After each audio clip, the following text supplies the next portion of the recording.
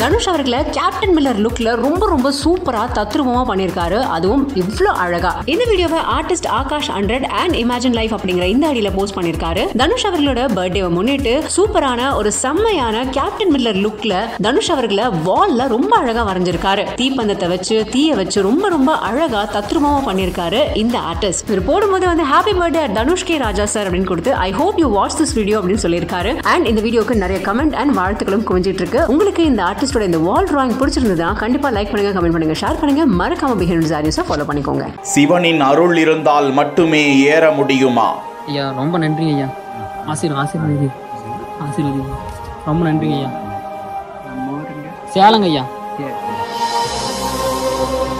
வேலி போட்டு உயிர் காக்கும் சிவசேவையில் முதியவர். இல்ல நாங்க உங்களை பார்க்கணும்னு ரொம்ப ஆசையோட இருந்த இந்த கம்பியெல்லாம் போட்டது நீங்கன்னு சொல்லியிருந்தாங்க.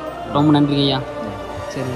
3825 அடி உயரம், வானம் தழுவி நிற்கும் லிங்க வடிவ கொண்டரங்கி மலை. இப்பதாங்க ஐயா போறேங்க ஐயா. சரி நன்றி. சரி. வலதுபுறம் போகணுங்க ஐயா. ஆமாங்க ஐயா. ஆமாங்க. சரிங்க. நன்றிங்க. எனக்கு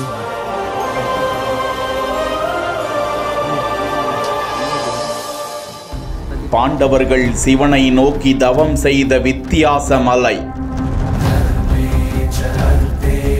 சுயம்பு லிங்கமும் தானாக சுரக்கும் சுனைகளும்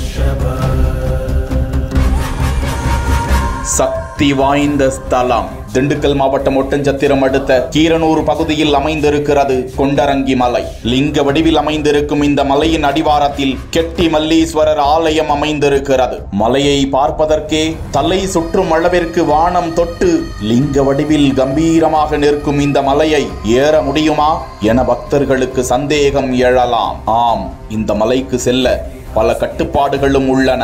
மலையில் ஏறுவதற்கு காலை மாலை சிறந்த நேரம் என்றும், சுவாச பிரச்சனை கொண்டவர்கள், இதய பிரச்சனை உள்ளவர்கள் ஏறக்கூடாது. மலை ஏற்றம் எந்த அளவிற்கு கடினமானதாக இருக்குமோ அதே அளவிற்கு இறங்கும் போதும் மிக கவனமாக இருக்க வேண்டும். இந்த மலை உச்சிக்கு இந்த முதியவர்தான் 45 வருடங்களாக தன்னுடைய சொந்த செலவில் வேலி அமைத்து கொடுத்ததாக பக்தர்கள் கூறுகின்றனர். மேலும் அங்கேயே தங்கியிருக்கும் இந்த முதியவரின் பாதம் தொட்டு ஆசி பெற்றும் பல பக்தர்கள் செல்கிறார்கள். பல பக்தர்களுக்கும் மலை ஏற்றம் இறக்கத்திற்கு வழிகாட்டியாகவும் இந்த முதியவர் இருந்து வருகிறாராம். இந்த மலையின் உச்சியில் மல்லீஸ்வரன் என்று போற்றப்படும் சிவபெருமான் அருள் பாலித்துக் கொண்டிருக்கிறார்.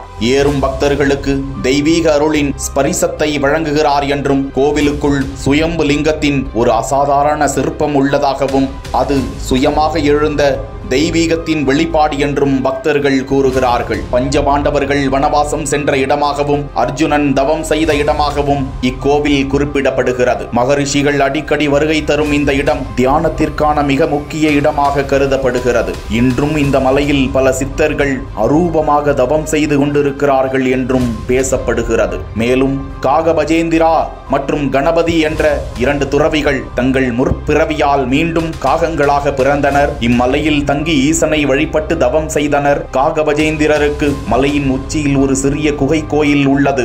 ஆனால் தற்போது நாம் அதை பார்க்க முடியாதாம். காகபஜேந்திரர் இங்குள்ள ஈசனை வணங்க சூரிய அஸ்தமனத்தில் சிறிய புயல் வடிவில் கோவிலுக்கு வருவார் என்றும் மர்ம தகவல்களை கூறுகின்றனர். இந்த புயல் மலை அடிவாரத்தில் இருந்து தொடங்கி கோவிலுக்குள் நுழைந்து சில நொடிகள் மட்டுமே நீடிக்கும் என்று சொல்கிறார்கள்.